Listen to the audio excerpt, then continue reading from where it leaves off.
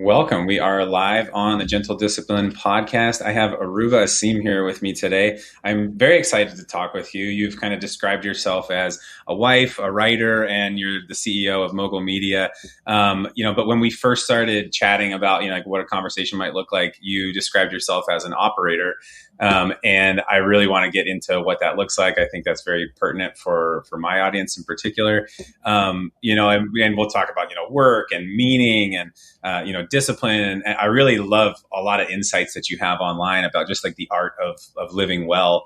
But yeah, one of the cool things about just like only talking to interesting people on this podcast is we get to hear like their entire story. And so I usually like to use this framework of kind of like, where have you been? Where are you now? And where are you going? And we'll just kind of see how that evolves. And so I'm just staring out here at this like beautiful background you got going on now. So you're obviously in a good place now, but I'm just so excited to kind of just like launch into this with you and just kind of like what brought you to where you are now.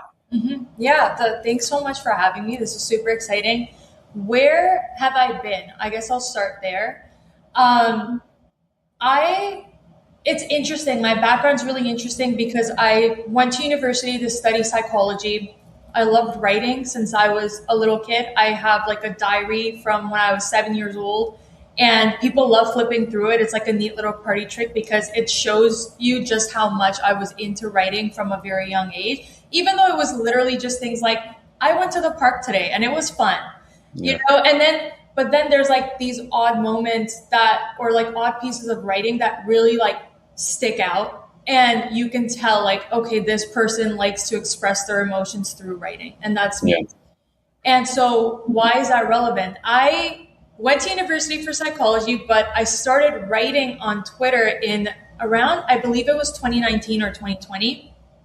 And that's when I realized that I like combining psychology with writing. I like patterns and I like studying them and I like expressing them through my writing. And so I started writing on Twitter. And then what happened was I got my first writing gig or like social media gig through Twitter. And so that's how I got into freelancing and kind of running my own business. Cause now I'm as you said, I'm the COO of Mogul Media. And that all started with Twitter, actually. I started writing on Twitter. Somebody hired me. It was a classical education company. And they said, hey, can you write our content? And so I started doing that. And from there, I started to get more clients for writing. And so it gave me a healthy way to use the talent that I had and start making money from it or start making a living from it. And then eventually I decided that's what I wanted to do full time. So yes, I studied psychology, but it was never something that came through as in like a professional career. I instead completely took a different route. I knew that I wanted to work for myself. I knew that I wanted to have freedom around my work. And so writing was a great way for me to do that. And now I'm the operator of Mogul Media, and Mogul Media is we literally write content. We write content for founders, CEOs. We work with, DTC brands, SaaS. It's a lot more technical, but it allows me to do something that I love doing, and it's nurture a group of writers, work with them, and put out really, really good content. I love this. This is so cool. And I will absolutely come back to that because I think there's just so much rich content that we can kind of like mine from you right now because I think your experience is so cool. But prior to that, like when you were a kid, right, when you were telling that story just about, writing as a child and, I went to the park and it was fun. The first thing that popped in my head, did you ever read On Writing by Stephen King? No, I haven't. He just described himself as always having like a restless pen. And it was so cool. He was like his first, I think the first, dimes or whatever that he made off of writing. He went to a silent film and then he just basically transcribed what was happening in the movie. And it was a horror film, and then he started selling this, story that he had, I don't think it was, I guess it's like technically plagiarism, but he had plagiarized the story, but he had written his own thing to it. And he started selling it to his classmates for, however a dime or whatever it was, in his his teachers got a hold of it, and that became a whole calamity. But yeah, he always described himself as having a restless pen, and so it sounds like you kind of have always had that too. What else were you kind of into as a child? Like, what was your childhood like? My childhood, it's really interesting. I grew up in Pakistan till I was 8. And then my whole family moved to Canada, right? And so I'm a young kid being introduced to a completely different culture, moved away from my family, my extended family, my cousins, aunts, uncles, who I was really close to. And I grew up seeing my parents navigate moving somewhere and starting all over again. Mhm. And it taught me a few very important things. Number one, risk taking, right? And so like I feel like that set the foundation for me to be able to grow up and do my own thing, like start my own business and work for myself, because my parents took such a big risk in their 30s and started all over again. And it really inspired me. Like when I'm going through a difficult period in my life, I'm always like, okay, you can do this because your parents moved to a new country with 5 kids, and started all over again, got new careers, set up their life. So that's like a really like foundational part of my childhood that I like to highlight because it really did set up a lot of the traits and values I have as an adult. Yeah. And then on top of that, I think it really opened up my mind. I do believe that people who are exposed to more cultures and more ways of living tend to have an understanding of the world that is more vast. Like, for example, I just moved to Latin America, right? Repeating history, doing the same thing that my parents did, starting all over again, learning a new language, a new way of being. And it pops this bubble that you'll have if you've only ever stayed in one place and then you leave and all of a sudden you're like, okay, my way of living isn't the only, like, I'm not the center of the world. There are people doing completely different things somewhere else, and Yeah. they're all making it. They're fine. I swear, like that, like myopic, worldview is so just, it is just so pervasive in the world right now, and people are looking at everything like through a straw, and it's Yeah. that empathy is really lacking in so many people's cases. But yeah, I completely agree. It's funny, like so we moved from Canada to the U.S. when I was like 4. And so yeah, seeing same thing. My dad's family basically disowned him after leaving, and it was very it was same types of things though. And honestly, until you said that, I never even really thought about like that's where I've always looked at my dad as kind of like the picture of the American dream because he worked so hard to provide for my brother and I, and it was so amazing. But at the same time, it's like, yeah, that risk is just massive, and it's so cool to be empowered enough to take that. I love that you say the picture of American dream because that's how I look at my dad. Even though like it was Canada, not America, but like the values are similar. I see my dad now, he was able to work his way up, get a beautiful home. He supported his family through it all, even though he was under so much stress. All of his kids are now grown up. We're married, living our own lives. We're successful. Like I look at him and at the end of the day, I know he feels like he did what he was supposed to do and he's made it. Like that's it for him. Right. Yeah. And so I look at that as a really inspiring thing. Just because every time I look at him, it motivates me. Right. I know that as an adult, I can do anything because my parents did it too. Like that is, I think it's the most important example to have as well, right? So when somebody asks me like, who are my role models? It's my parents. Yeah, that's so amazing. It extends so far beyond that too. I was just kind of thinking while you were talking, I was trying to like think about as it applies to just people in general, and I feel like so many people are kind of like stuck in their own story that they're telling, and they can't do that thing like your parents did and move their whole family across an ocean, for a new start, completely upend everything, new languages, new cultures, new assimilation, new like, holy crap, like what a crazy, difficult thing to do. And you and I have both seen that, firsthand from our families. And I wonder, like, man, did that give me a leg up as far as, just like cracking open that window a little bit wider so I can see better? Yeah. I love that. Me and my husband talk about this all the time. We see life as a race, Hmm. and there absolutely are, I call them unfair advantages, Hmm. where, if you grow up in a two-parent home, your parents are married, that gives you an advantage, Hmm. right, in life. Or your parents are wealthy, that gives you an advantage in life. Your home is a stable place, and you grow up, you have a good childhood, that gives you an advantage in life. And so for me, I never want to take those advantages for granted. Hmm. Like, I read a lot of things online about, like, how, oh, if you're like, for example, celebrities will sometimes be like, I'm not going to transfer any of my wealth to my kid, I want them to learn the hard way. And I understand why that philosophy, makes sense to some people. But to me, everything I'm working for is to give unfair advantages to my kids, Hmm. to raise them with values that when they are grown up, that they use those advantages and they make the world a better place. Yeah. Oh my gosh. This, it's funny. I can't tell if I'm projecting or not, but it's like this has been on my mind recently, and Mhm. just thinking about where we're at as a society and how we got here. I think about these things all the time. You mentioned psychology. It's like psychology can be applied to everything that we look at. And so, Yeah. but, socially, I'm so curious what your thoughts are on kind of like that attitude, right? Like the attitude, like I want to make this a better place for my children. Mhm. Um, and maybe the generations before us, what their attitudes, how they might differ. Do you have any thoughts on that?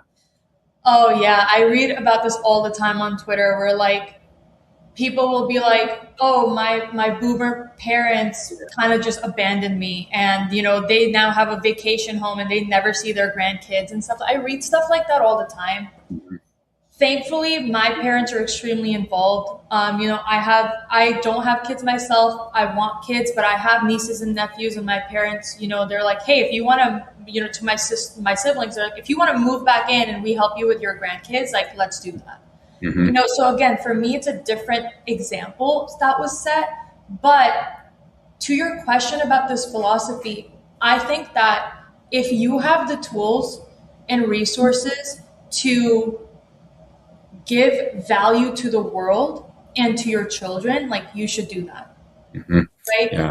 I feel like if you're only working hard to take all of that money and wealth and skills and everything to the grave, there's no point. You've Hmm. done nothing. Hmm. You've lived a very self-centered life. For me, giving back to the world and giving back to the community, whether that's your family, like, and it always should be your family first, and then you look around you. Like, for example, for me, business is a tool to give back to the world. Hmm. Through my business, I employ individuals that need to make money for them and themselves and their own family. For Yeah. me, it's more of a tool not to, like, make profit, because that always happens, but to do good things in the world. And I don't know if a lot of business owners see it that way. But for me, that's a really big philosophy. That's a really Yeah. big part of who I am. I really appreciate you saying that because it's a big part of how I think as well. And it's like, you're creating value, and you're circulating value. You're not extracting it. And there are people certainly that look at it as extraction, and maybe they don't use that word, but that's what it is. Mm-hmm. Yeah, it's a fascinating kind of thing to explore a little bit. I think a lot of people too are probably stuck. They're kind of frozen because they feel like they are in this system that cannot change, and that they cannot change, and so they feel it's too overwhelming. So what is my only choice is to look out for number one or do nothing. Just do, and that's not necessarily like that's not a condemnation. Like it's just hard. Life is hard. I understand that big time. But I think with all of this, like what we always maintain is freedom of choice. Like we do get to choose to be good or bad. and there are things that affect those choices and our past, and like it's very complicated. It's very nuanced. It's not just Yeah, like a 100. simple, yes or no question, but yeah, but we do have that choice always. And so it's really cool hearing from you making that choice. And yeah, especially the story. I love this story of like, immigrating, from a completely different place to Canada. You were in Ontario or? Yes, yeah, I was in Ontario. Yeah. Yeah, that's where my family's from, and so Okay. yeah, we don't go back there anymore ever, honestly. But yeah, it's been a while. But even that, it was so different from the United States. It's so interesting, and now it's fun watching like the World Cup, and you see all this stuff online about people coming over from Europe, and they're like, "Holy shit, America is actually awesome! Like everyone's really nice, and like what's going on here?" And a lot of that's just propaganda and whatnot. But it's refreshing to see, honestly. Hmm. Yeah, I think, because I was talking about like the bubble, like this is really funny. When I first came when we first moved to Latin America, I had like this, and I didn't even know I had this, but this expectation that everyone spoke English. Mm. And I just, like, the first time I realized that people here do not speak English or don't know it, like, don't know it at all. Like, you cannot communicate with them in English at all. Because in some parts of the world, like in Pakistan, people do speak English. It's the second language. And so you have to learn it. But like here, there's none of that. And so I was like, wow, I didn't even realize how much of that expectation was in my head that like everybody in the world knows English. Like it should be like a standard, but it's not. And so like that's like one example of like your bubble popping, and you're like, okay, yeah, this is I did like where I lived. I thought that was it. And talk about advantages to knowing English. English is the language of the internet, and so what a tremendous advantage. Did you grow up speaking English like from day one, or? Yeah, so a lot of people like they're shocked when I tell them I wasn't raised in Canada because they're like, "Oh, like how is your English so good?" And it's because in Pakistan, like the school that I went to, at least you had to learn English, and also because the British ruled in Pakistan for a long time, and so like people spoke English and learned English, and then it just kind of trickled down. Um, and so yeah, I grew up speaking English, and to your point, like it is an advantage. My dad, one of the biggest things for him was that his kids spoke English, right? Because it's the reality of the world. Like you get further when you speak this language that is global. Like it is one of the most spoken languages in the world. Yeah. But again, back to your point of how it's an advantage, like you come to a country where it's not as developed as North America is. And you start to see disparities in the population for the first time. And this would happen when I would go back to Pakistan too. It's like there's the extremely wealthy people, and then there's people that have nothing. And that's common around the world. In North America, there's a middle class. It's not true for everywhere in the world, right? So especially places like Pakistan, especially in some parts of Latin America, that you're gonna see you're gonna go from a city right straight into like a slum. And true destitution, and like with 100%.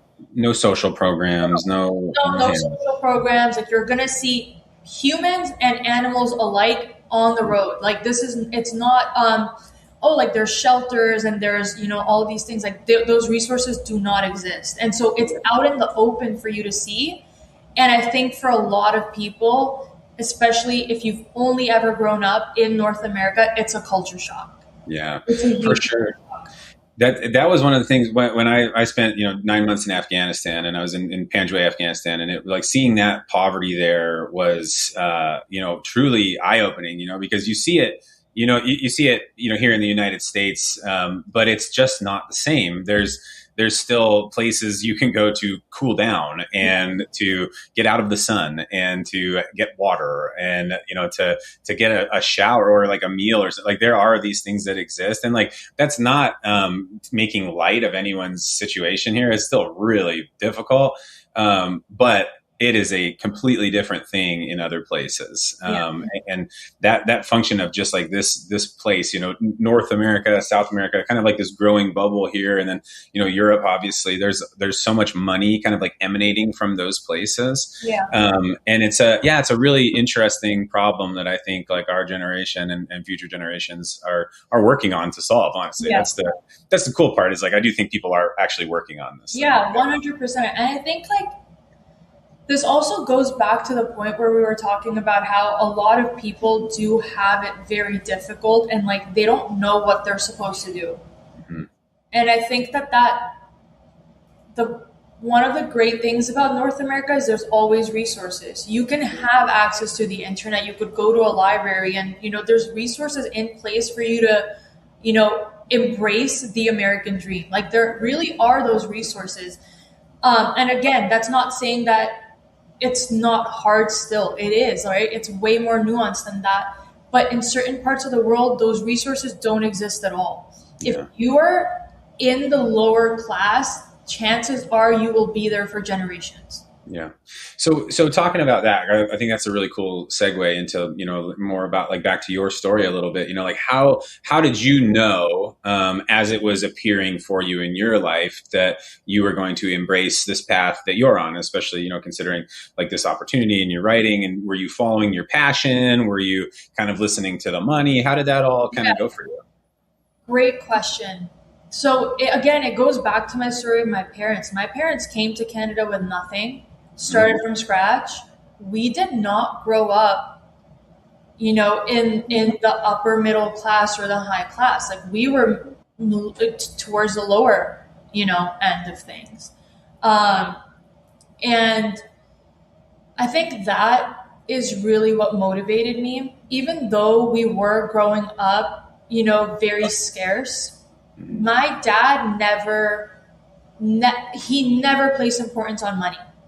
Like to him, it was like, if you have money, you should spend it. Like, don't hoard your wealth, right? You should spend your money. Like one of my favorite memories from when I was a kid is like my dad, he would come home from work and he would take me and my sisters to like Dollarama or Giant Tiger, which was like across the street from us, and be like, oh, like you guys can get whatever you want. Right. Yeah. And we would just pick out like cheap toys, but like to us, like that was everything. Yeah. Right. Yeah. And so like, yes, growing up like that, there were the sweet moments, but obviously it wasn't all, fun and games, because when you are growing up like that, there are certain opportunities that are closed off to you. Right. So back to our point of like advantages versus not having them. My parents were not wealthy. So I started working when I was 15 years old, right? I got a job at a local, like a thrift store. I was working 40-hour weeks. I was saving up money so I could buy like a bed set for me and my sister's room, because my parents, like they didn't have extra money to be spending on like simple things like that, right? Like a nice bed set where you have a dresser and you have a bed. Like I would go to a friend's house and I would see that and I'd be like, that would be nice, right? And so I started working and I was like, okay, if I see my parents are working, they're providing the necessities, let me do what I can for myself, for the things that I want.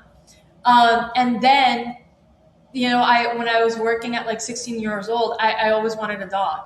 I, saved up my money and I was like to my parents, hey, you guys said that, whenever we got a house, we would get a dog. Because at that point we had just moved into a house. And I went out and I got our family dog. Wow. He was like a 2-month-old puppy. He actually just passed away 2 months ago.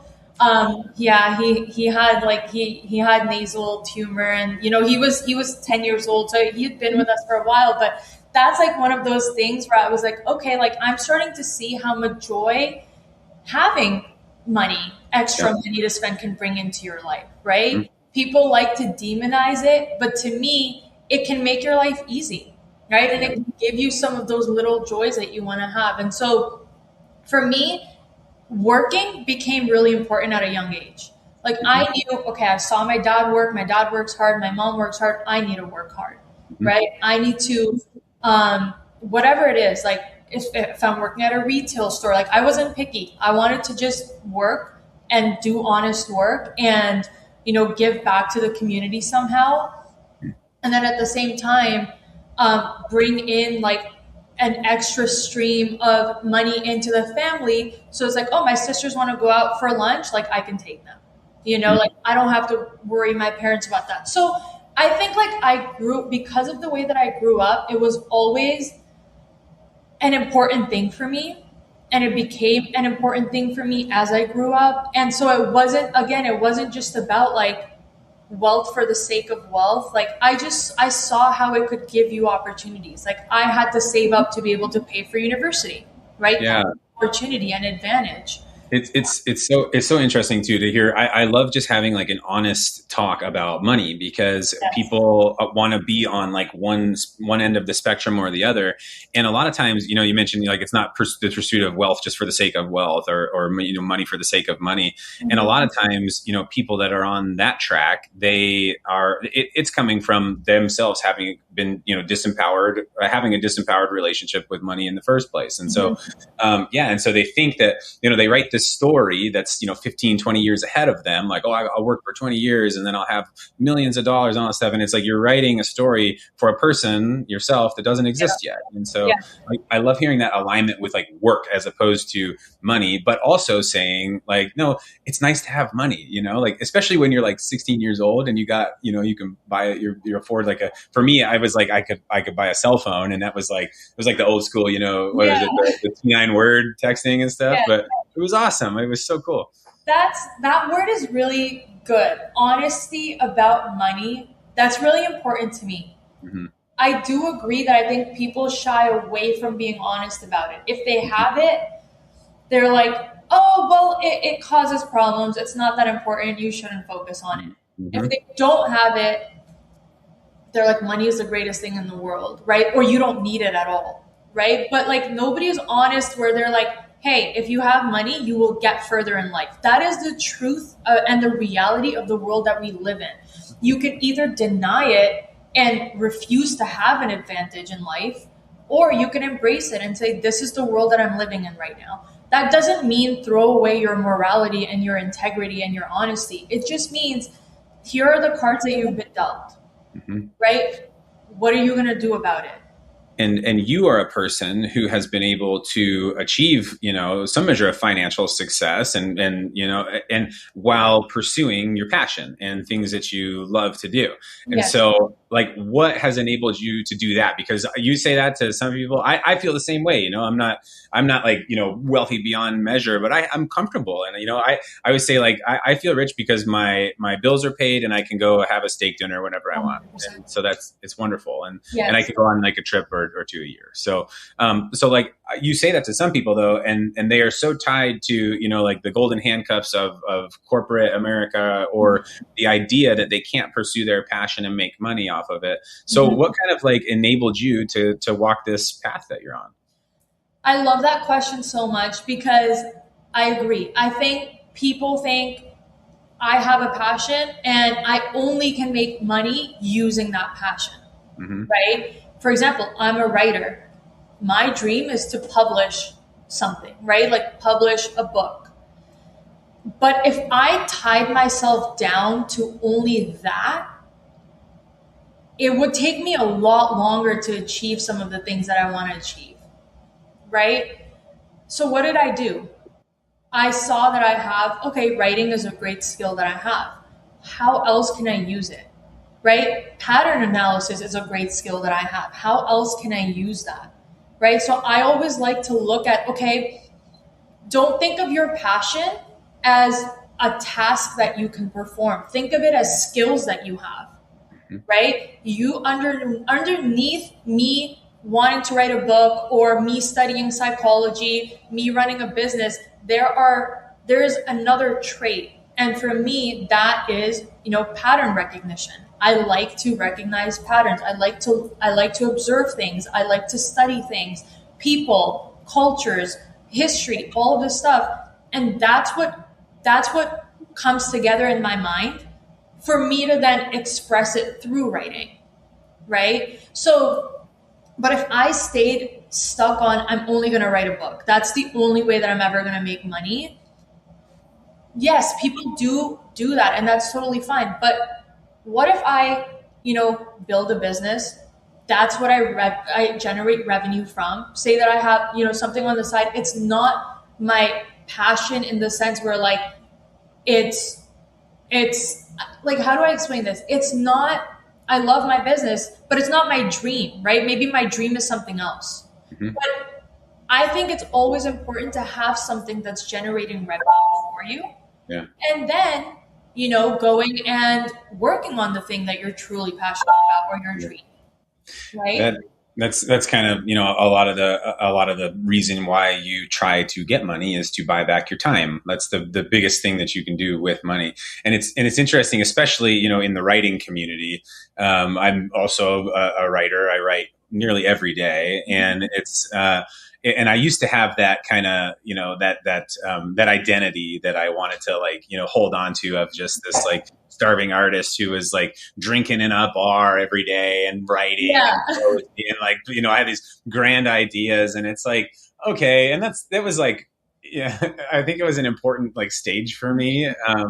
And I still kind of have that, like, I romanticize that image a little bit in my head, Right.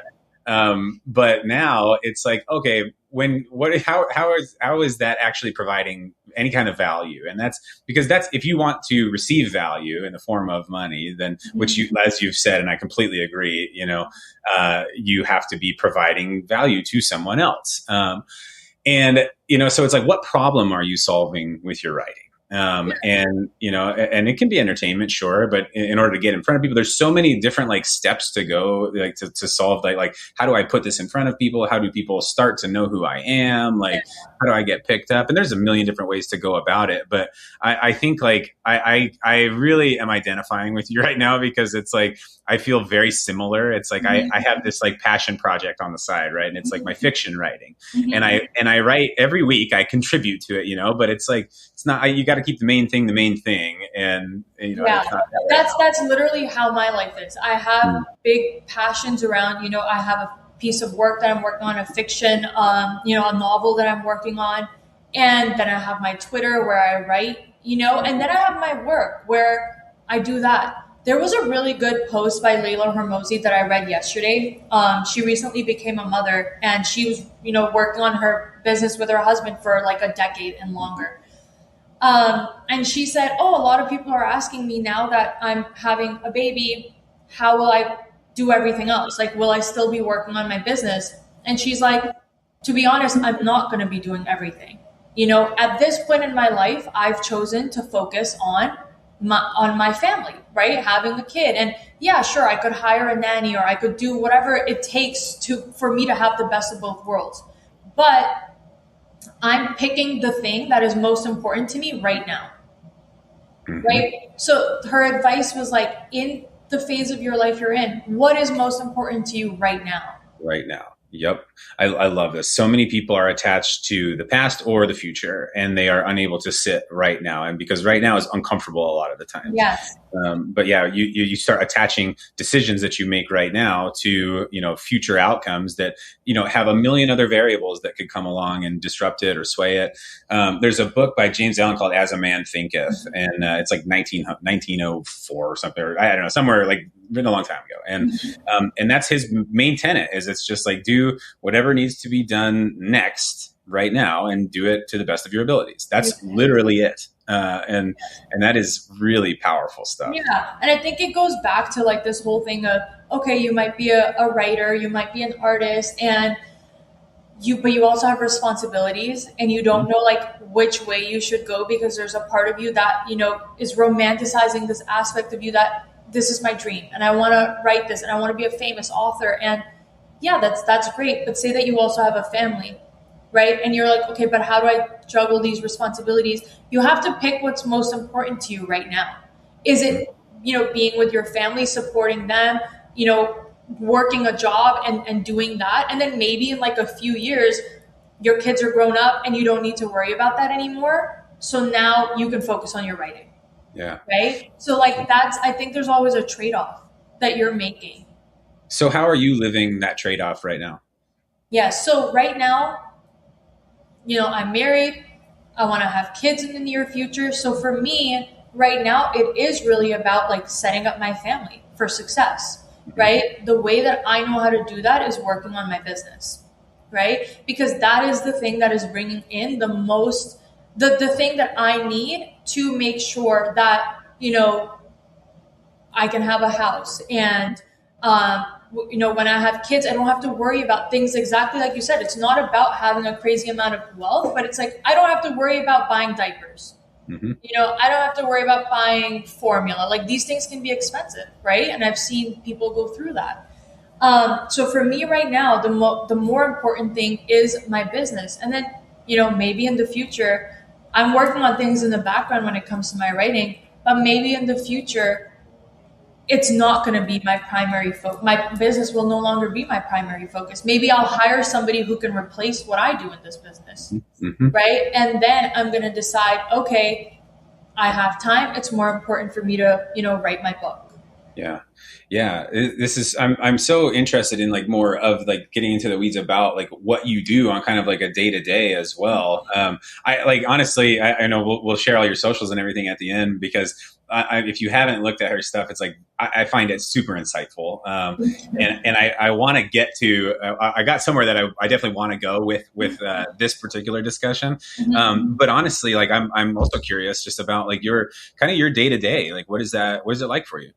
Yeah, so I'm the COO at Mogul Media. So I'm the chief operating officer. And basically what I do is I create efficiency in my business, right? So again, going back to pattern recognition and identifying where maybe there's a discrepancy between how much time somebody is spending on something versus how much time they should be spending on that thing. Mm-hmm. Right.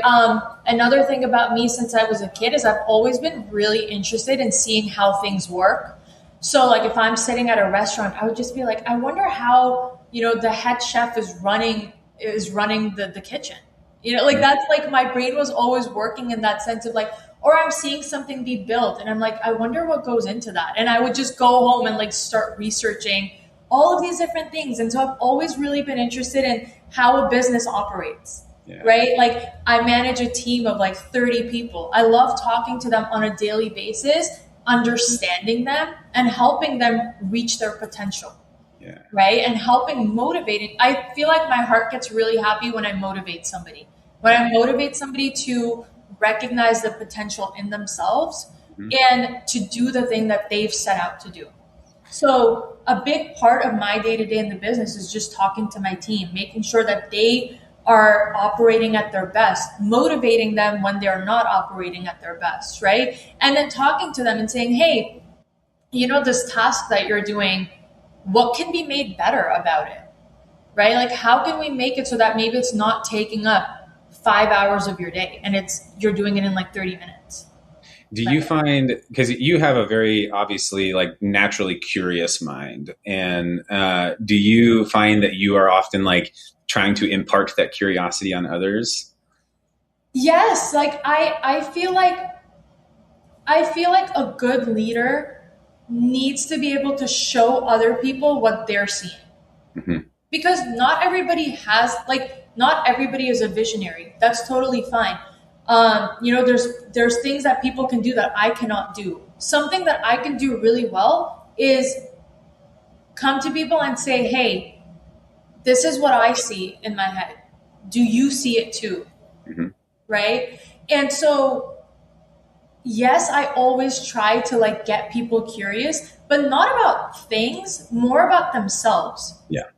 Yep. Right? Like if I'm speaking to a manager on my team, I'm trying to help him or her understand themselves better so they can lead better.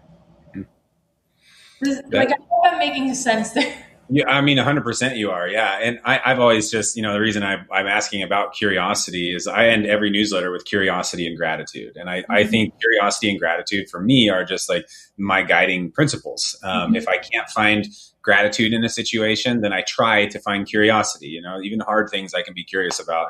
And curiosity kind of comes easily for me. It's just a natural thing that it's just part of who I am and how I grew up and wherever it came from. I think for me, it's really important that people are always reflecting on themselves. Mm-hmm. This is like the part of me that, I guess this is the reason why I went into psychology, but it's like, hey, reflect on yourself. Why are you doing something this way? Mm-hmm. Is there like a principle or a philosophy that you maybe picked up from like your childhood, your parents, your friends, that's not yours. It's just something that you inherited from somebody else and you never questioned it. Yeah, I feel like when you open up that, open up that can of worms for yourself, there's just no going back. When you start actually exploring why you are the way you are, it's such a fascinating thing to do.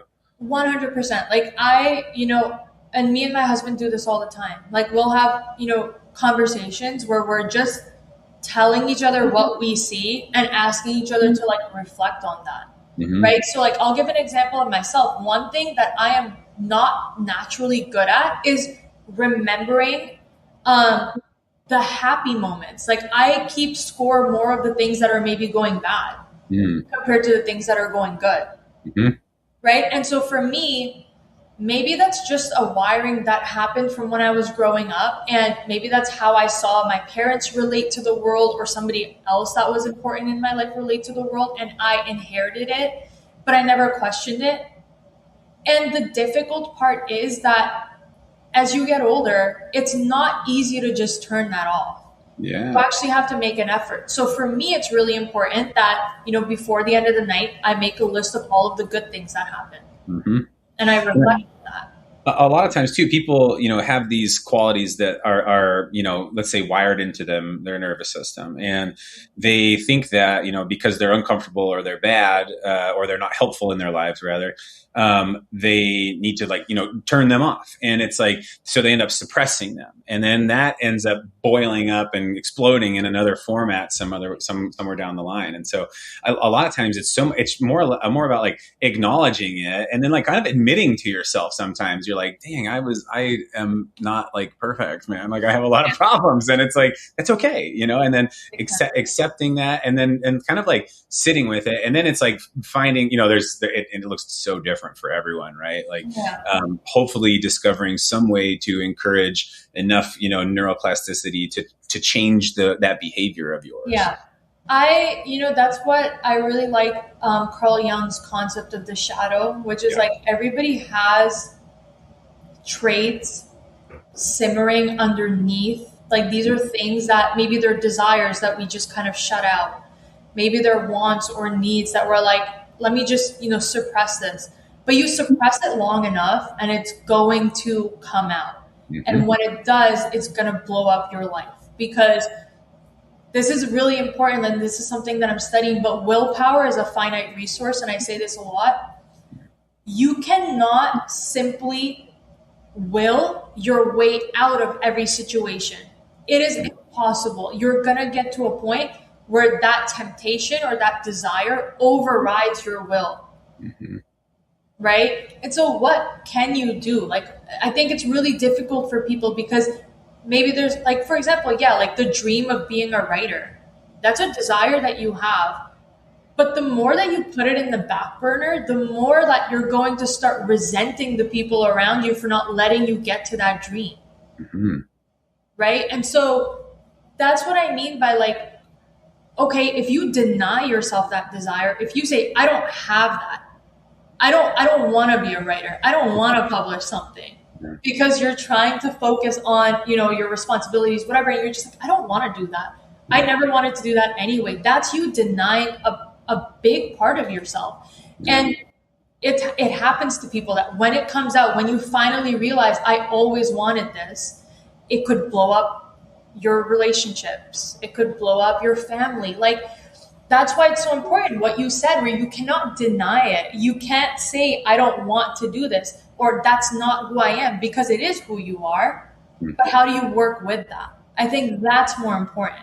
And that, especially, with that Jungian framework, which I love it. I think it's so powerful. It's not necessarily like this destructive quality that's living inside of you that makes you a bad person. It's just like this unacknowledged trait that you have, and this thing that you haven't received or you haven't understood, all these things, right? And it's not there. Honestly, I found that most times it's not there to harm you. It is there to help you. You just don't know how yet. And so until you start working with that and acknowledge why it's there in the first place, because there's the other term that most people are not familiar with. Everyone knows like the shadow work stuff, but they're not familiar with like the golden shadow, and like what those dark qualities that haven't been brought to the light yet can actually provide for you once you bring them to the light and you acknowledge that they're there. It's just a part of becoming who you are. Yes, I think like it's really important to understand who you are in the first place for that reason. Like your bad traits and your good traits, right? And like bad traits, I just mean like things that you see about yourself that you think are not good. Maybe you're impatient, right? And you're just like, you feel so much shame and guilt about that part of yourself. And like, David Hawkins, like he wrote, shame and guilt are two of the lowest vibrational states to live in. And so like, if you feel shame and guilt about who you are as a person, that is just going to fester. You're not doing anything productive, first of all. Yeah. Right? And the best part is that like you can identify why you feel that way and where that comes from. And chances are it doesn't belong to you. And if it does, then you can work to change it. And it's like, it's really amazing. Have you ever, are you familiar at all with like most people aren't like Timothy Leary's 8-circuit model of the brain? No. It's most people dismiss him as like a quack and this LSD guy who was this counterculture, but I think he's brilliant. I think he's got a lot of crazy ideas too. But like this 8-circuit model of the brain is really fun, and it's like he's basically like there are 4 places where in your childhood and in your infancy where you have his theory is that you receive conditioning that is implanted on your nervous system, and your nervous system is constantly seeking familiarity with those conditions. And so, again, it's the same process of evaluating. It's just one model to evaluate with. But seeing why you behave the way that you do, or why even you have the thoughts that you do, right? Because I don't have control over all of my thoughts. I just have thoughts just pop in there. And it's like, where do those come from? They come from what I've experienced. And, because I didn't always speak English, but my thoughts are in English. And it's like, you start like unpacking this, and it's like, it's really wild, and I think it just leads down this rabbit hole that we could talk about forever. But I know it's actually, I've actually written about this before. You shouldn't take every thought that comes in your head as true. Yeah. Because chances are it's coming from somewhere you don't even understand. Like you can't even begin to understand. Like if you trace that thought back, like if you sit down and you put down like a limiting belief on the paper, or like an emotion that keeps coming up, like maybe jealousy is something you struggle with in like a specific situation, and you trace that thought back, chances are you are just going to keep digging this tunnel of like, okay, this, this goes back to this, and then this was attached to that, and then this was attached to this. So like every thought that you come up is not yours, right? Sometimes, like, for example, I always encourage people not to say things like, I'm not good at this, or I don't like this. Because chances are you're saying you're not good at it because somebody once told you you're not good at it. So you just took that as a true fact. Like, for example, I frequently say I'm not good at math. But that's because like I grew up struggling with math, and I didn't get, maybe the help or resources I needed to get better. And so when I saw my grades and stuff, I was just kind of like, oh, well, I just don't get it. I'm just not good at math, right? But that's just a limiting belief that I now hold about myself from when I was way younger. And it's blocked me from ever engaging with something like math in a more positive way. So now you replace math with anything else, right? Like something more important, because math is just a subject, but like replace it with something more important. Like people struggle with romantic relationships because of this, right? They struggle with their own accomplishments, like what they can do in their own life because of this. and it's so yeah, exactly, and in doing so your past is confirming your future for you if Yes. you allow it to, instead of, if you're able to kind of hit the pause and say, okay, well, why am I not good at math, or why am I not good at, and how do I get better, and how, I love this saying, it's like, in order to get good at something, you just have to be comfortable being bad at it for long enough to get good at it.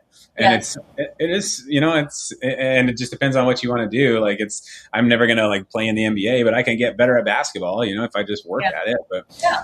and it goes for anything. Is this kind of like, what are you kind of like focused on writing right now? Are you writing in this kind of domain? Yes. So I love writing about the mind essentially and helping people understand that there are patterns to reality and to the way that you function. I don't think that life is as random as people make it out to be. Mm-hmm. Okay. There are hacks. There are, just like in anything, you learn the pattern or you learn the formula and you apply it, it will work like 9 times out of 10, unless there's like obviously circumstances that are preventing you from applying the formula in the first place. Mm-hmm. Right. But like this comes down to, work. It comes down to relationships. I know people struggle a lot with finding a life partner. I don't know. Oh my God. I'm so sorry. It just kind of like everything kind of shut down. I'm back. You're fine. No, you're good. Nothing dropped. Okay, good. Okay, yeah, people like struggle with relationships. They struggle with finding life partners, or they struggle with making friends, or they struggle with, getting a job or like acing an interview or whatever that might be. And I think it does come down to like this belief that life is extremely complicated and I can never figure it out. Right? And I think that is the most limiting belief somebody can have, is that life is complicated. It's not black and white. It's very gray. And yes, that's true in some circumstances, but when you simplify everything, this is the operator side of me that like runs a business. When you simplify everything, the answer is very clear. Yeah. It's just you don't want to accept it. Yeah. For me, it was very interesting, right? Because I was always, a person who was seeking objective truth, and I finally, I got it down in Peru in an ayahuasca ceremony, and it was like, dude, you can't understand this. Like, stop trying to. It's way more complicated than your tiny little monkey brain can understand. So, and I was like, oh yeah, of course it is. Duh. Like, and I just let it go. And so it's like, we don't have to like, a lot of times I find we try to like, especially like smart people they try to intellectualize everything, and they try to intellectualize their feelings and their emotions and all of this stuff. And it does way more harm than good, than just like, okay, I'm just going to take a deep breath and I'm just going to, like let it go or feel it, whatever that is. And that's one of my favorite phrases, Naval said this first, but he like said something. I don't know if he said it first, but he did say it and it stuck with me. He essentially just said like, if you're so smart, why aren't you happy? Mm-hmm. And that phrase just struck with me, because sometimes when you think you're so smart, you overcomplicate everything in your life. Yeah. Because the simple answer is too simple for you to accept. And so you're like, no, it can't be that simple. It has to be more complicated. There has to be something I'm not seeing. Yeah. But there's nothing. It's all you. Yeah. Right? Like, for example, you, I don't know, maybe struggle with romantic relationships and you pick toxic people. People are going to hate me for this, but the simplest answer is don't pick the toxic person. Yeah. That's it. That's it. But no, you will say, no, like, love is more complicated than that. And like, cool. Yes, love can be more complicated than that. If you want to make your life extremely hard, pick the toxic person. If you like difficulty and you like challenge and you think that a hard life is a good life, and that's another like belief that I think people have, especially like writers or artists, and they're like, pain is so important for our life and our art. And like, I had to get out of that mindset because it brought me in situations where pain was the predominant emotion. And and I didn't realize it, but I was sabotaging myself, Mm. right? Because I had learned that to relate to the world, or, to relate to people, I need to experience pain. Right. And so, again, this is a thing about making your life more complicated than it needs to be. You cannot choose happiness. You struggle with choosing happiness. Mhm. And so you struggle with having a peaceful life because you struggle with choosing happiness. Right. And I think when it comes down to it, most people say they want peace, but they're not choosing it. Yeah. Yeah. Because choosing it is hard sometimes, especially for a conditioned nervous system and for a conditioned mind. And it's like, Yeah. but you're absolutely right. It's like, okay, well, just how about we don't do that anymore, and it's, what would that look like? And then you start having those conversations, but it's so interesting, right? Because I used to be a very, very heavy drinker, and, and certainly, I mean, yeah, it's like alcoholic. And, I knew that this was a problem. I knew that it was a problem for a long time. And I was kind of like wrestling with this way to do this. And it just like, it looks different for every single person. And so, for me, I got sober over 2.5 years ago, and it's like, but it took a lot of, different try this and try that. And then finally there was like this, kind of like sliding glass door moment where it was like, okay, buddy, like you're either stepping through this or you're falling again. And I stepped through, and it was like, and that process looks so different for everyone. Just like the process of, let's say the example you brought up with a writer who's like, no, our relationship to pain is so important because it exposes us to things. Like, okay, that's probably true in some sense, at least subjectively for you. And I think that gets us back to what we were talking about before, is like being able to have empathy for other people and what they're going through and how they relate to the world. And it's like, whenever we say, whenever I assign my way of learning, let's talk sobriety. Whenever I think that someone just has to do what I did to get sober, I'm immediately limiting my ability to help them get sober, because that's just not how this works. And so I really appreciate where you're coming from, because I think it's a really hard topic to discuss, but it's really important because it gets at it refuses to, put yourself in this tiny little niche and say, here's the framework, this is what you do, follow these rules and you'll be good. It's like, no, like, let's explore everything that's going on here, because you're a unique creature and your situation is different than hers or his or mine. And like, let's talk about like and then on top of that, let's layer this really complex human experience that we're all having together. And let's talk about it. And so like, yeah, go ahead. Sorry. I think that is the hardest thing, is that yes, life can be extremely simple,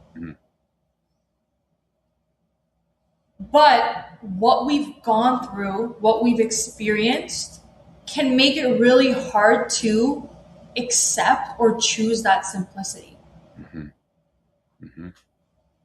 Right? Like, say that you grew up in like an abusive household. Right? Say you grew up in an abusive household. Somebody who is not like if somebody is kind to you for the first time, you are going to think that's abnormal, because your normal is something else. So like, I think at the heart of it, it's rewiring, and not even rewiring, it's bringing people back to what is true and good and beautiful. Yes. And reminding them of that and helping them feel it and realizing this is what it's supposed to be, not what you went through. Yeah. Right. And like, and that's really hard, because like, yeah, you like, I've, read stories of, children being kept in like basements. Like, it's a really dark topic, but then like when they come out of that, they've never experienced the world. Yeah. So everything is foreign. Right. And so this is really important with dogs. Like, for example, because I love dogs and I've been around dogs a lot. And a dog that's been abused, it is really hard to walk back that fear. Like, humans can rationalize it a little bit, but for a dog that only acts on instinct, it's really hard to walk back that the world is not a fearful place. And there's, I mean, yeah, there's a bunch of different examples as far as that goes, and it certainly applies to human beings as well. You know, I, I did a retreat one time with this incredible woman. She had the probably the most traumatic story I've ever heard. And you know, she won't mind me sharing it. She writes about it, talks Mm-hmm. about it. Her name's Clementine Morgan. And she, you know, had suffered from incest and rape as a child. Her whole childhood was absolutely horrific. It's one of the hardest stories I've ever listened to.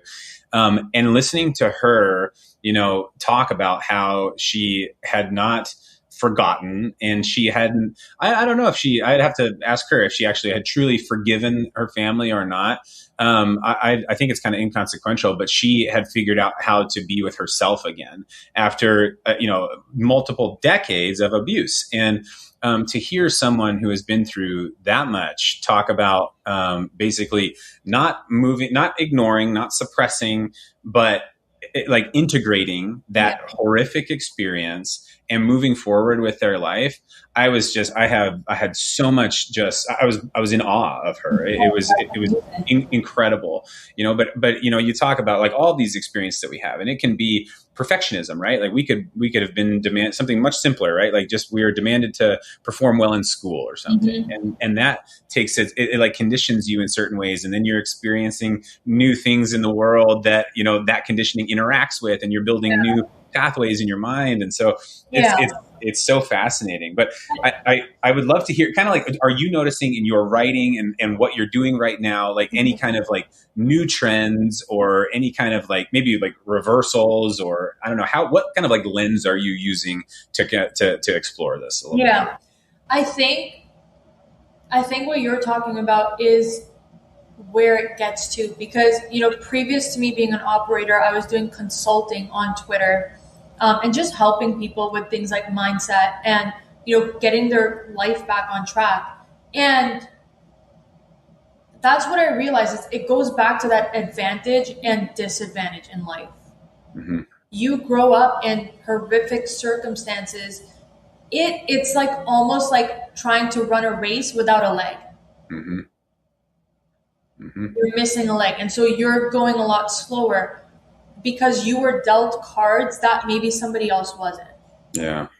Yeah. Right. And so, yeah, go ahead.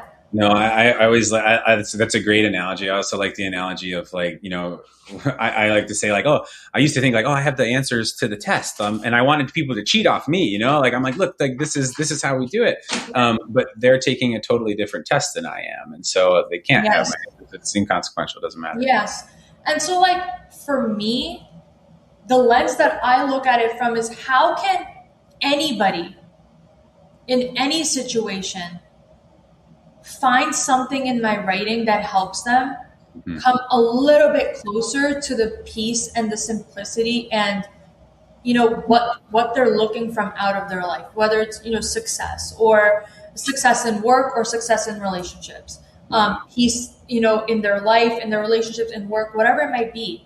Like, how can my writing help you come one step closer to coming back to yourself? Exactly as you were saying, you know, with this woman that you were talking about. Because I do believe at the heart of it that there are fundamental things that can help you come back. It might take you longer, and that's totally okay. But again, because you're running, you know, maybe you're running the same race, or somebody's running a shorter race, you're running a longer race, you know, whatever it is. But what is something that can just help you win the day? It doesn't have to even be the 10 years, right, that you're looking for. I always say, try to win today. Don't think about the next 5 years. Yeah. Like, what can you control today? Yep. And this whole idea, I think this segues very, very well. Like this idea of coming back to yourself, and especially for you who is writing online, and you're obviously, you know, seeing all the things that are happening with AI around all of this. I have to ask you before we, you know, like, you know, before we get off of this talk, you know, not saying we're ending, you know, anytime soon, but it's like, you know, what are your thoughts? Like, what are you seeing as far as AI's, you know, either hampering someone's ability to do that or enabling someone's ability to do that, especially in the online writing world? That's a great question. I think AI is leveling the playing field a little bit. Mm. Just because you can do it for, you can use it for so many things. Like if you want to use it in the more psychological lens where you're looking to understand yourself better and you want to go back and forth with it and whatever, you want to arrive at an idea, or you're trying to start a business. Like I'm seeing 18-year-old, 19-year-old, like building an app and taking it to like 200K a month, like whatever it might be, Yeah. right? Or I'm seeing people that want to research something for like a book they're writing. I think it's closing the gap in terms of resources, because what is happening in the world now is you don't need anything else. You need an internet connection and you can learn anything. Yeah. Yeah. Amazing. Yeah, I totally agree. I think there's, it's obviously we're at the very beginning of all of this. And so, and I think it's hard for me to put myself in someone else's place with this, because I now have the time to learn about all of this stuff and I interact with it daily. And I find it fascinating, and there's obviously there's a bunch of different camps as far as, AI is going to be the end of the world, and AI is going to bring us to the stars and just launch us into the future and all this stuff. And I'm kind of like somewhere in the middle where I'm just like, I don't know, I'm going to wait and see. But for right now, I see it as a tool that projects human consciousness. And that's really interesting to me. I think for me, like, again, yes, I agree with you. I'm somewhere in the middle. There's definitely like this thing of, is it making people dumber? Yeah.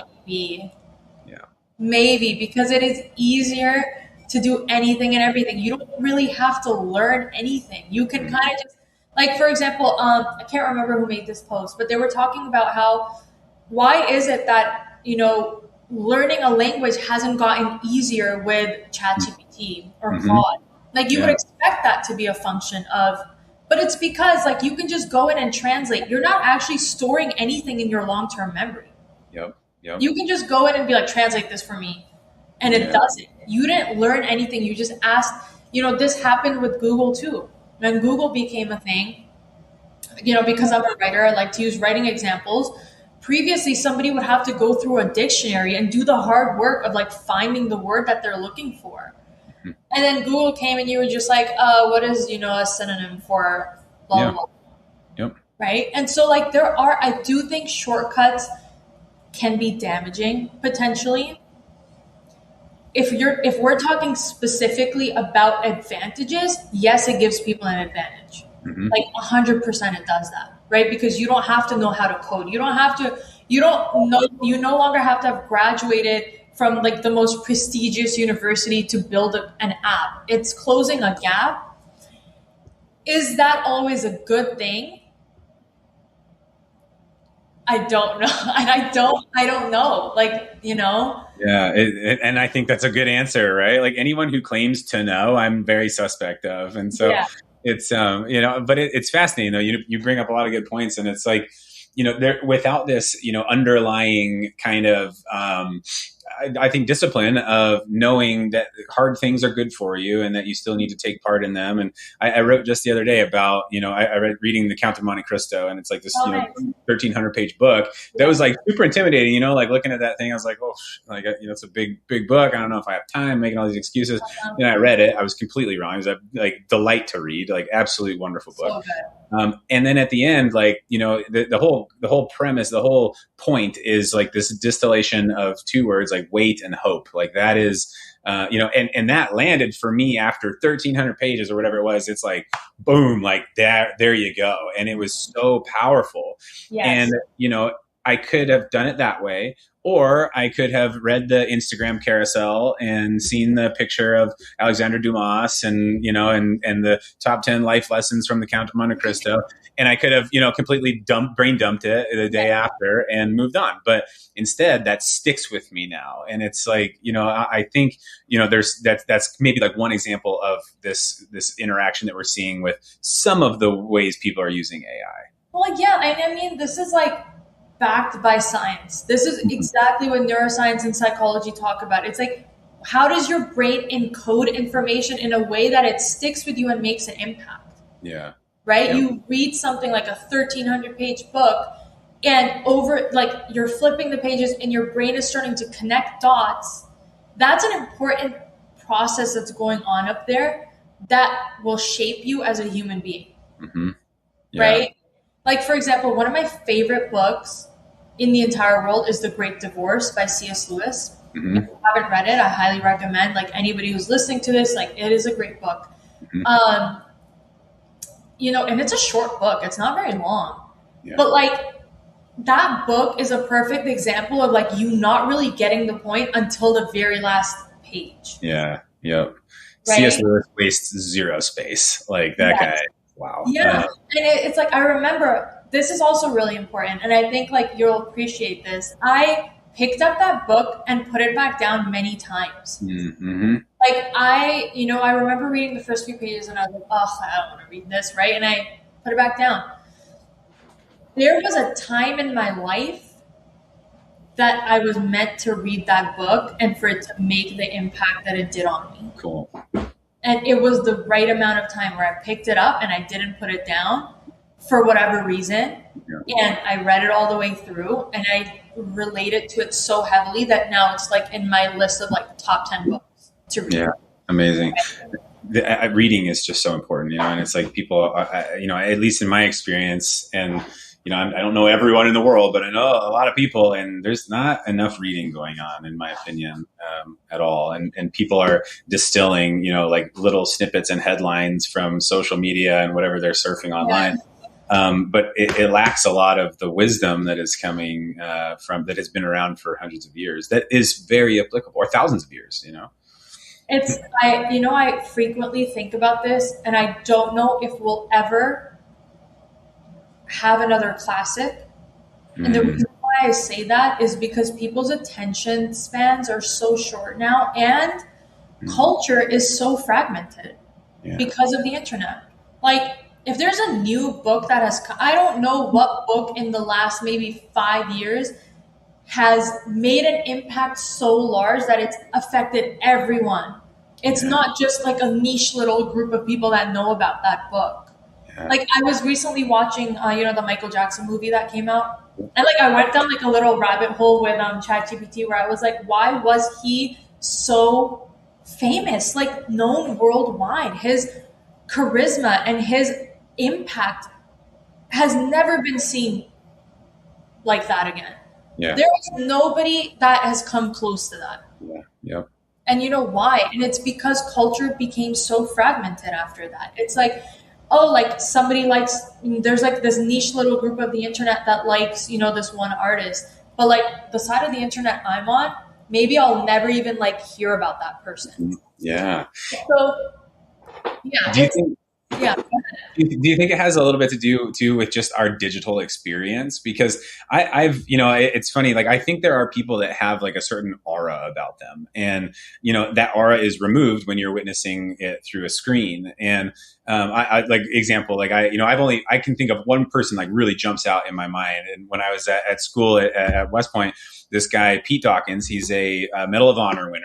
And he was a Heisman Trophy winner. He won a national championship with Army, Vietnam War veteran. His citation for his Medal of Honor is, like, the most insane thing you've ever read. Like, literally saved everybody, killed everybody, the bravest person in the world, like, just insane stuff. And he has this aura about him that was unreal. And so we're at the football game, and he's giving, like, a halftime speech. It's been pouring rain the entire first half.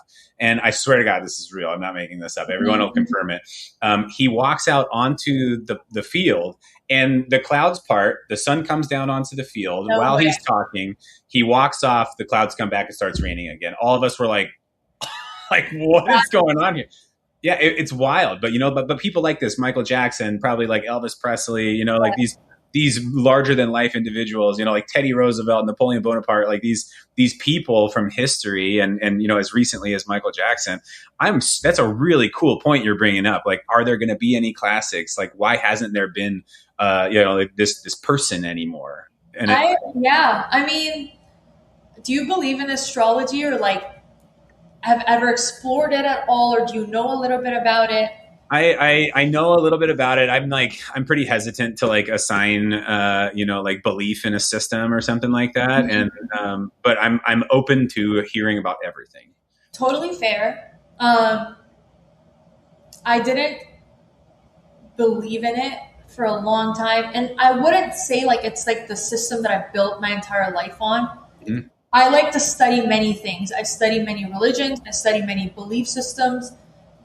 Something about, in astrology, there's a chart, like the day that you were born, the time, the year, the month.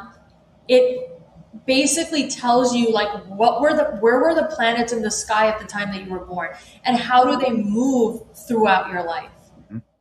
There are certain things in a chart. They're called stelliums, and a stellium is like you have a cluster of planets in one place, and those planets that they have their own meaning and stuff like that. But when you study the charts of some of the most famous people, like the people that you're saying have this aura, like it is like destiny. Like they were born to be this way. Yeah. I mean, I just don't even know everything. All I know is that like the more I learn, the less I know. And I'm comfortable with that. I think it's, I mean, I yeah, love like the way that I say it to my husband is like, okay, we've explored a lot of these planets in the sky. What are they there for? There's no life on them. Yeah. So what are they there for? Yeah.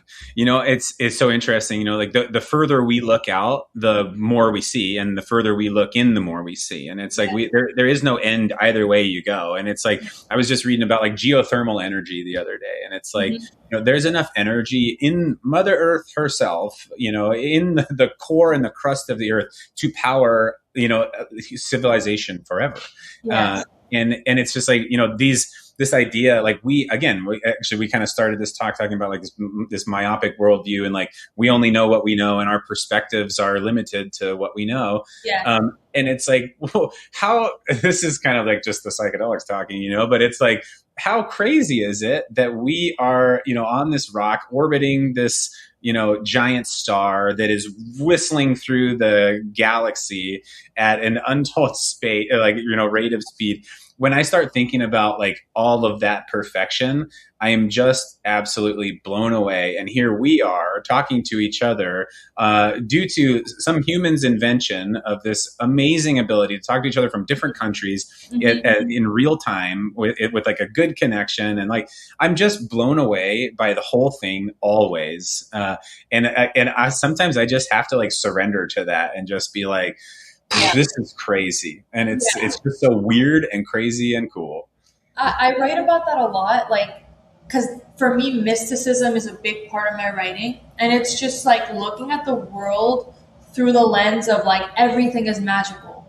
A human being, like if you even science, like I feel like, yes, you can use science to either deny the magic of reality and say like it's purely technical. Yeah. Or you can use science as a tool to be like, what? Like, it is insane that all of this is happening and can happen. Yep. And so if you like go down into the very DNA of a human being at the smallest cell, like a single cell, and you look at the inside of that, you're like, it is insane that the most minute detail is perfect.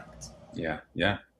And I couldn't agree more. And you're talking about, the deepest intelligence really that we're aware of is the intelligence of life itself and DNA. My cells are working and your cells are working in your body to repair and build and make and do and carry things. It's like, I mean, and we're not telling it to do that. It's not our brains doing it, but it's just so fascinating. And are you kind of like, I don't know, are you exploring this kind of stuff in your writing? Because I need to read more of it, I think. So one thing about me is I love, like, going back to the curiosity thing. Like, I'm very curious about the world. I study all religions. I don't limit myself to this single religion is the truth. I do have a religion that I follow. I'm a Muslim, so I follow Islam. But I wouldn't say that I'm religious in any sense, where it's like, I, have closed myself off to all of the other religions or worldviews in this world. Like, I want to spend my life getting to know all the ways people believe, what they believe, and I want to find a common ground, right? And like it goes back to like again Carl Jung's concept of collective unconscious. There was this client that he wrote about in one of his books. I can't remember. I think it was Man and His Symbols. He wrote about this. There was a young girl that her parents were not Christian. She'd never been exposed to Christian philosophy or theology, but she started drawing the crucifixion. And he would encounter things like this and make them an example of the fact that a collective consciousness exists, where like all of the knowledge that people have, there is like a center to it. It's coming from something. There is like a common ground. Yeah. Aldous Huxley has explored it a little bit in the perennial philosophy, and it's brilliant. It's amazing, right? And I'm not sure. I like kind of ascribe to this idea that there's many different manuals or blueprints for paths to God, and it's up to everyone to kind of explore those and find that path that works for them. 100%, and like there are common symbols. When you study religion enough, you start to see the commonalities. And again, this goes back to patterns, right? There are symbols, and Carl Jung talked about this so much, that there are symbols that will appear everywhere. Yeah. And those are the common themes in, these religions or worldviews, like going back to the time when people worship the sun, right? Or like the Greek gods. And like, there were commonalities even then in what people believe in now. Mm-hmm. Yeah, it's just fascinating, and so like I can obviously I could rap about this all day with you. I think it's so fun to talk about, and this is very much like your kind of like personality and your personal beliefs coming through. I really appreciate you sharing all this. How is this different than kind of like what you're seeing in your day to day in your business? And like, do you keep the two separate? Do they bleed together? Like, how does that work for you? I don't make it a point to talk to people about religion unless, they bring it up to me and it's something that they're interested in and want to talk about. Then I'm, obviously if you want my help exploring that, great, I will do that. But again, for me, it goes back to that curiosity point where I think that it's always really important for me, at least as a leader, to learn about my team as much as possible. And sometimes they will share details like, this is, the religious background that I grew up in and how it shaped my beliefs and stuff like that. And I'm always open to hearing those types of things. And again, like for me, a business is a human pursuit. It's not a means to an end when it comes to like just money. For me, a business is a way for me to get to know people and help them reach their potential. And so I try to bridge the sides of me that are philosophical, and bring them into my business. And again, that ties into motivating my team. I use philosophy to motivate my team, right? Like, here's a philosophical principle about, discipline. Or like, for example, like meditations. I've loved reading meditations by Marcus Aurelius. I know people have a lot of their own opinions on like Stoicism and like all of its philosophies and stuff. But for me, like that was a book that really resonated with me. Right. And so sharing those principles of discipline and excellence with my team to help them reach a better version of themselves, not just because they're working with me, but because if they were to ever leave me and go work for somebody else, that person would be like, well, this is just a great human being. This is somebody that's trustworthy, dependable, on time. They have a great work ethic, and like it will set them up for success in their life, right? It doesn't have anything to do with what I get out of it. This is really cool, right? Because you describe yourself as an operator, and you certainly are. And then a lot of the content that you put out is very insightful about humanity and living well.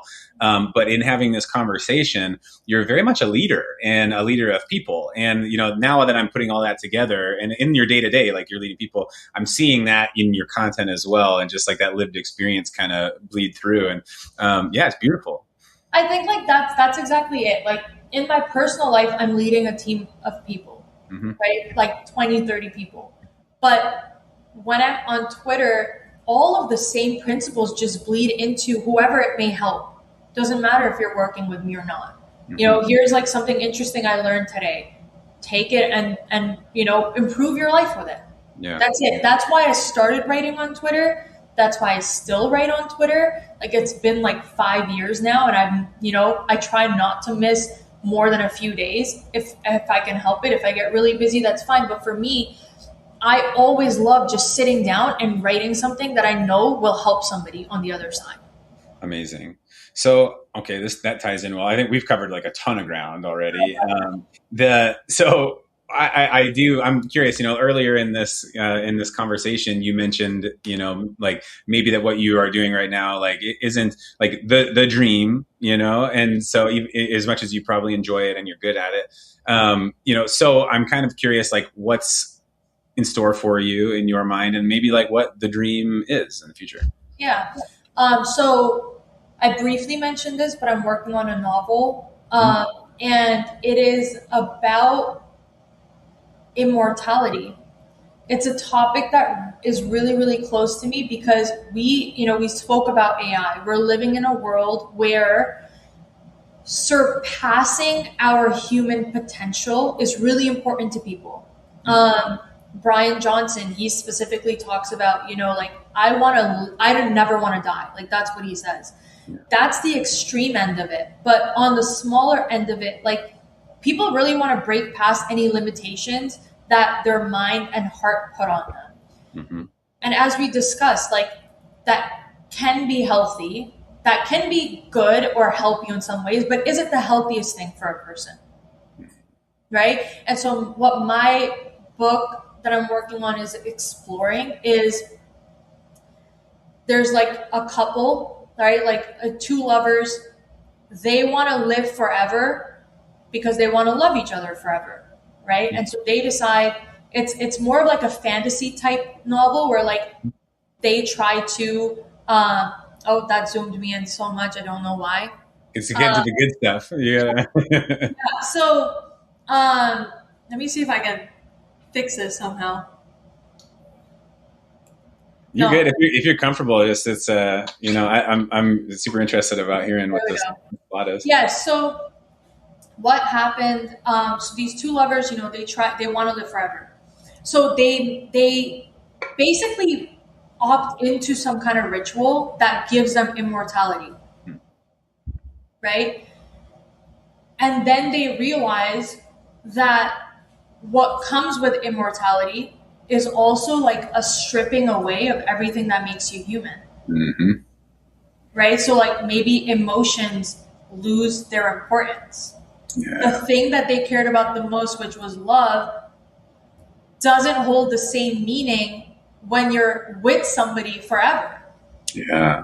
This is the Homer, the Achilles. The gods envy us mortals. Yeah. 100%. And so that's what my novel is on. And it's because I want people to remember their humanity in a time where we are increasingly moving away from it. Beautiful. I love that you've chosen fiction as well because I always tell I love reading fiction. I love writing fiction, and the you're not limited by anything but your imagination, and so like Yes. the best good can be so amazing, and the worst evils can be so terrible. And there's zero rules. You can break them all, and it's just so fun. Yes. And to your point on that, the reason why I chose fiction as well is because, yes, I work in a very technical industry. Hmm. Also, a lot of my writing is very technical. But as you said, like you said, you read The Count of Monte Cristo, right? And it takes you on a journey. I want to take people on a journey. I want them to arrive at a conclusion that you can't get from just, maybe looking up the summary of something. Like, no, these are like characters and they live in this incredibly intricate and detailed world. And you have to understand that world to understand the story. Yeah, dive in. Yeah, it's amazing. Well, I will very much look forward to reading that when it comes out. Awesome. Thank you. Yeah, cool. Is there anything that we didn't cover today that you want to make sure you get out there? I feel like we talked about every possible subject we could. Honestly, I'm super happy with this interview. I think it went Cool. so well. Cool. Yeah, I think we covered such a diverse. I feel like this was very well rounded. Like I consider myself a person with many interests, and I feel like we touched basically every single one of them. Nice. So That's I'm the same way, and so I think that's why this worked very well. But yeah, so where can people find you? Like, where should people go to interact with you, to read your stuff? yeah, you can find me on Twitter. That's my predominant platform, and you can find me at Tish Ray on Twitter. I also have Instagram. It's Roob, so Roob and Z, and then Substack, Vibrant Mind, Roobs as well. Awesome. And I'll make sure all that gets written up into the Substack article. I want to, I wrote down something that you said that I think was so cool, and I just kind of will maybe leave it there. And, you said, life can be extremely simple, but what we've been through can make it difficult to choose that simplicity. And I think that was really, really wise. And I'm going to sit with that for a little bit. But Ruby, thank you so much for coming on. This was awesome. I really appreciate this conversation. And I can't wait to listen to it again and see what we talked about. Thank you so much for having me. I had a wonderful time. Cool. Thanks so much. Cheers, Ruby.